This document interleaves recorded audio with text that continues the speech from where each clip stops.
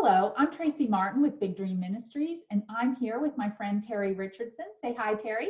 Hello. And we're going to be talking a little bit about Terri's life that is a perfect testimony to our Bible study, Invincible Love, Invisible War.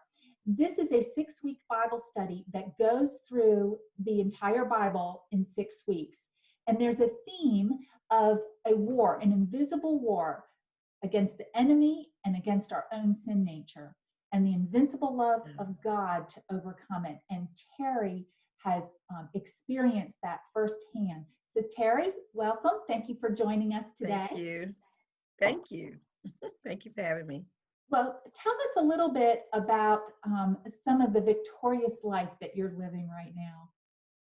So one thing that's victorious is today is my husband and I anniversary. Oh, congratulations. And I definitely don't take it for granted. I have been previously divorced, and so I know what that looks like. And definitely when God gives you a second chance, you don't take one moment for granted. So I'm just so excited for this new chapter in our life. So that's one great victory. That is congratulations on that. Thank you. So how do you and your husband how do you like to spend your free time when you're not working? What are some of the things you two do together? So we do spend time together. We communicate. I'm grateful. We are best friends, and I think that's been the foundation of our relationship. We courted for 3.5 years.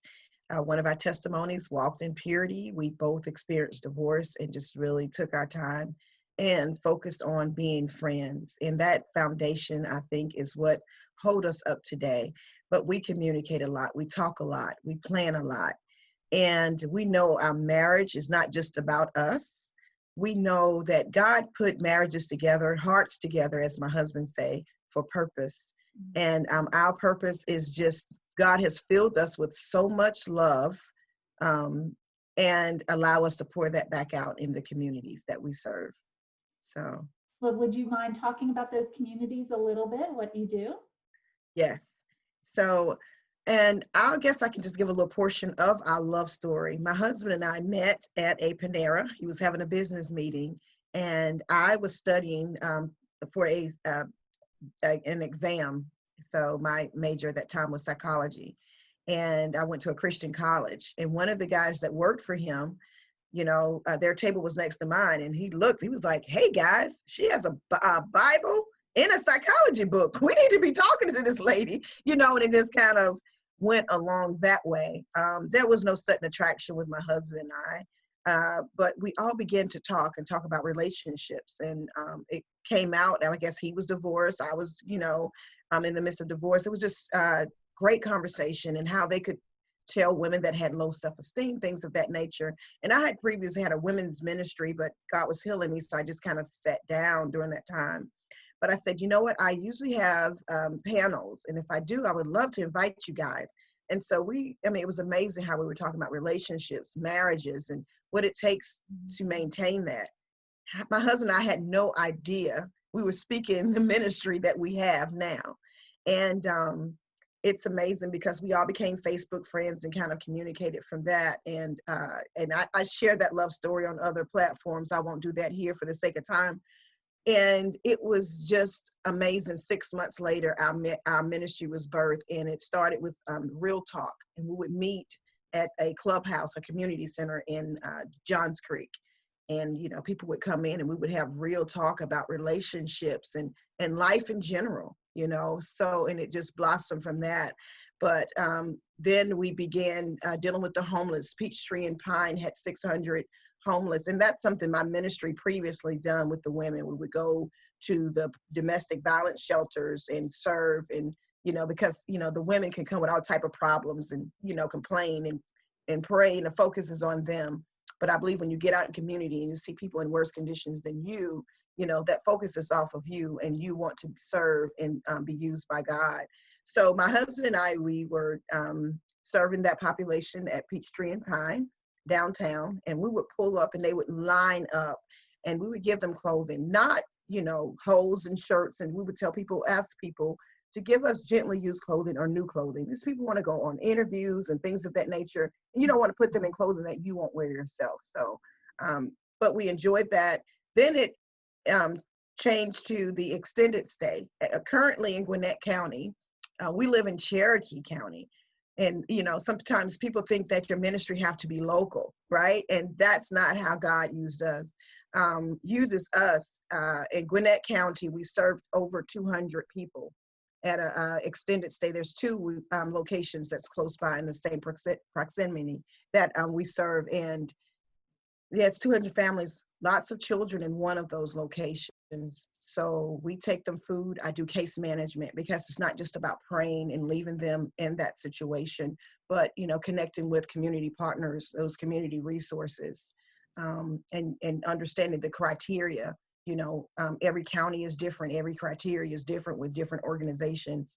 And it takes footwork, picking up the phone, making that extra time so that you can be effective and make that difference.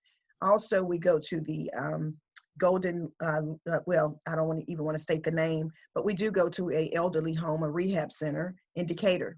And because God is using us to reach all age groups, right? So, because he loves everybody, not just the younger or older. God is about diversity. I promise you, heaven will be diverse. So, but loving on those, the elderly, and those that are not elderly that are in that location. They're going through rehabilitation and they just can't live on their own.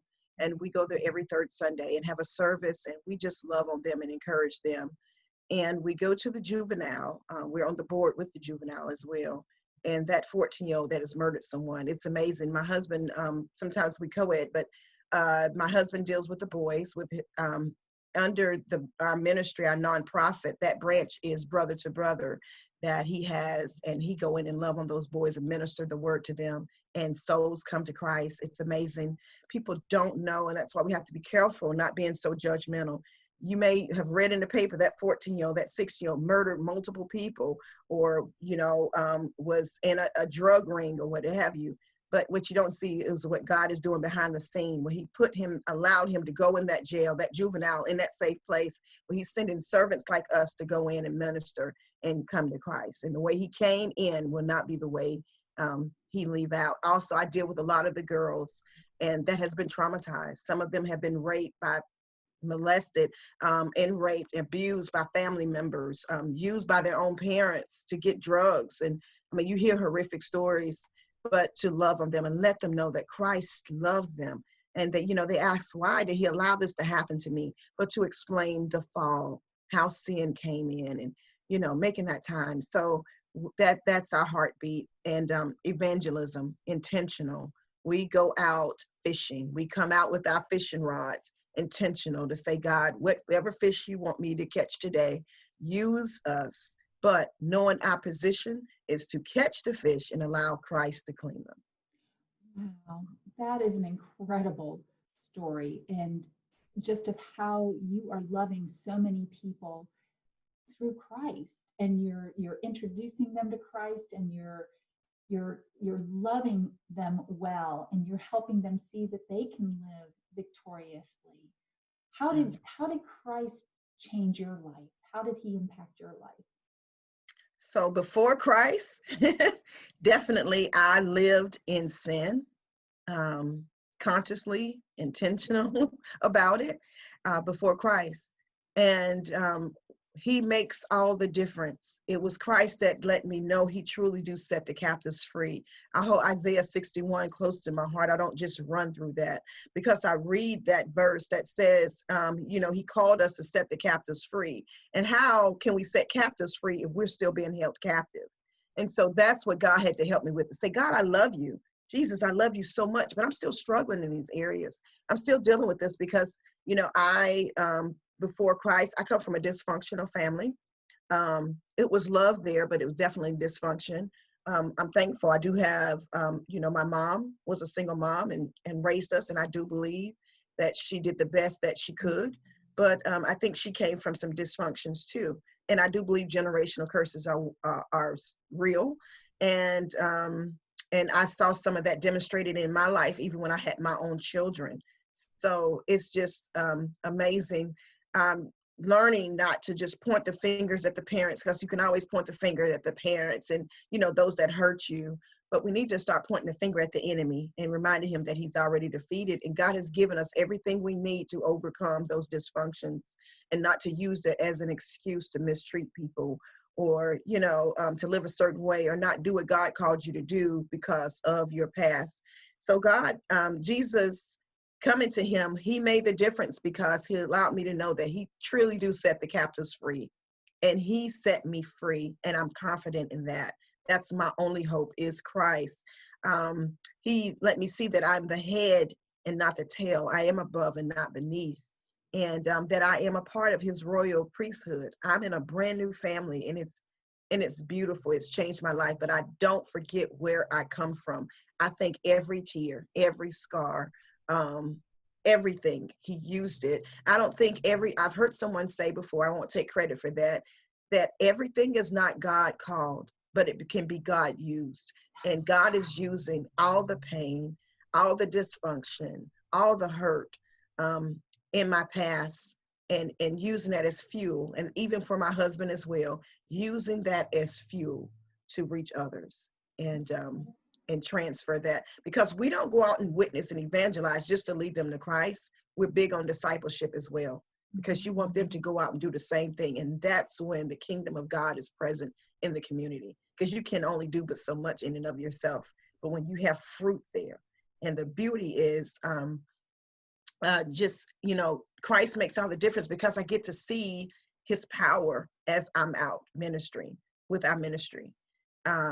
You know, when you go into an extended stay and you see someone that, I mean, it's obvious once you're in that environment, to see people that are dealing with substance abuse and things of that nature, and or dealing with severe poverty, homeless, not knowing where they're going, and children are involved, and then you see their lives transform. They get shelter, transitional housing, they get a job, and they're telling you what God is, not what you've done, but what God is doing, because they should always see Christ and not you. We're just an extension of his helping hand. But to experience and take pictures of people that we met there in that place coming back to help us serve is amazing. To help us serve in that capacity that they lived in. And because they've experienced it, they know that hug that person in their need, you know. Then they find out resources to help them too. So they want to help, you know. And it's just, you know, Jesus is so good. You know, it's like when you eat a great meal, when you go to a good restaurant and, you know, oh my gosh, you want to tell everybody, you have to eat there. Oh my goodness, they have the best salmon. I enjoy salmon. They have the best salmon. They have the best this, and you want everybody to experience that goodness. But, you know, and I think that's a part of discipleship, where they are so excited about how Christ has transformed their lives. You can't hold his love to yourself. And I was selfish before Christ. That's the difference he made. You know, we don't like to use that word selfish when we're talking about ourselves, because I was focused on me, what Terri wanted, Terri's flesh, you know, living as a liar, living as a fornicator, you know, in total rebellion from God. I didn't care about other people. I won't say I didn't care, but my main focus, I would have come first. So my heart is transformed from a lot of that now, and I'm just so grateful. Amen. Well, your life, where you've been and where you are now, is such a beautiful testimony of a redeemed life, and how God does want us to have victory of the invisible war that is against us, and to rise above as an overcomer, not for our own purposes, but like you said, to go out and to help others live in that victory as well. Not just give them Jesus as a name and move on, but to disciple them and help them with the active hands that you and Richard have done. Yes. So thank you. Thank you for sharing your story with us today. Thank you for what a blessing you are to the community and to me personally, and to our ministry as well. Thank you so much, Terri, for your time today and sharing your victory in Jesus. So again, if you want any information about Invincible Love, Invisible War, you can go to our website at bigdreamministries.org. Thanks for joining us.